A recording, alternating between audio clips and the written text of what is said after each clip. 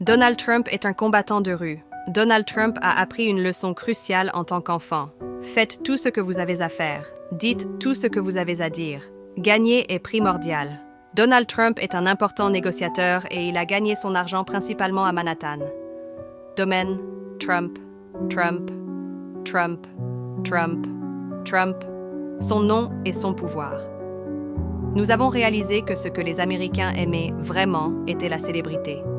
Si vous étiez une célébrité, tout était possible.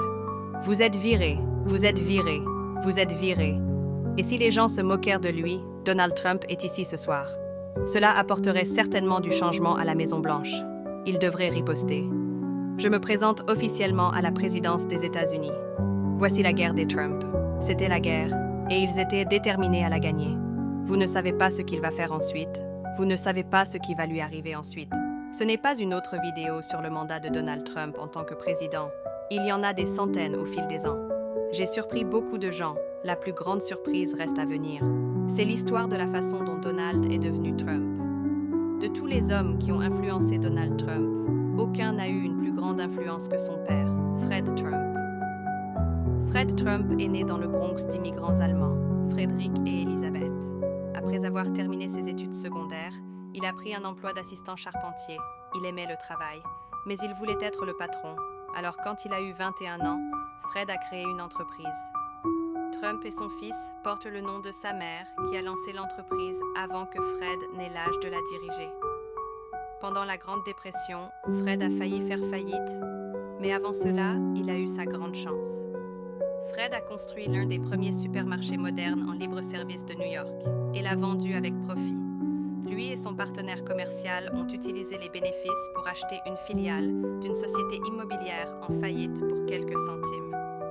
Cette filiale leur a donné un accès facile à un tas de propriétés qui étaient proches de la saisie.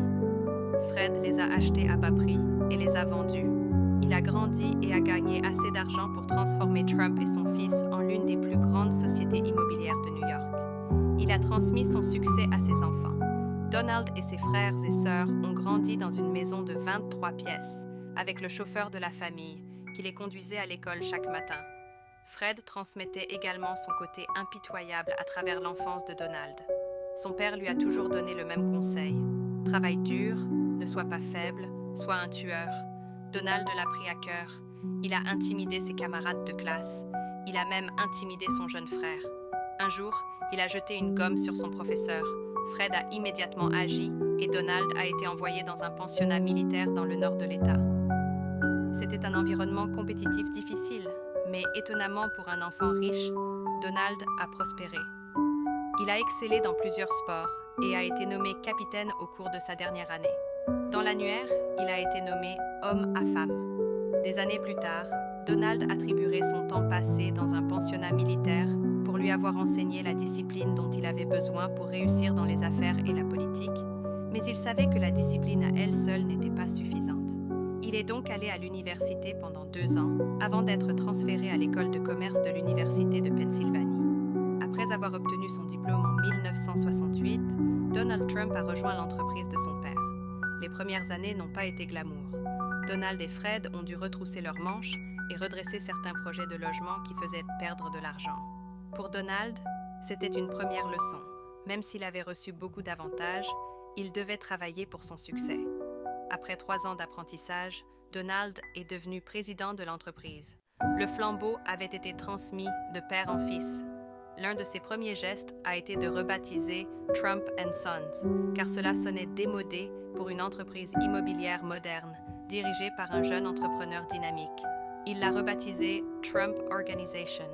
Trump a emménagé dans un appartement de l'Upper East Side et a commencé à fréquenter certaines des boîtes de nuit les plus prestigieuses de Manhattan, généralement avec une belle femme à son bras. Cela n'en avait pas l'air pour la plupart des gens, mais Trump travaillait. Il commercialisait lui-même son produit le plus important. C'est à peu près à cette époque qu'il a fait ses débuts dans une autre institution locale de premier plan, le New York Times. Le Times incarnait l'élite de l'establishment.